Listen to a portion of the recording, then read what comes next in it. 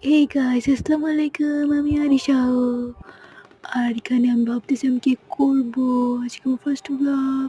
তাই আমি তোমাদেরকে আজকে পড়া দেখাবো, কিন্তু গণিত আমার একদমই অপছন্দ। তাই আমি গণিত কিছুই করতে চাই না। এখন ক্যালকুলেটরটা ওই যে সাইডে আমি সবসময় যেটা করি এটা রেখে দিচ্ছি। তারপর ওই যে আমার ব্যাগ, কলমের ব্যাগ যেটাকে বলে, সেটা এখন আমি জাদু করে দিয়েছি। আর এখন আমি জাদু করার পর এখন কি করব, কলমটা নিয়ে আবার কলমের সাইডে রেখে দিচ্ছি।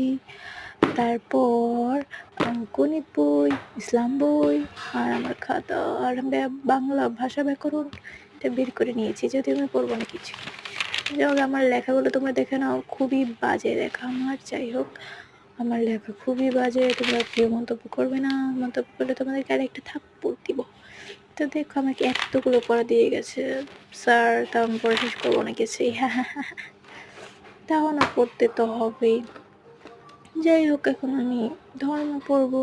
আর তোমরা সবাই জানো, মেয়েরা সবসময় পেন্সিল দিয়ে লেখে, কোনো বই নষ্ট করতে চায় না। আমি কলম দিয়ে ভুলও দাগাই না, সবসময় পেন্সিল দিয়ে দাগাই।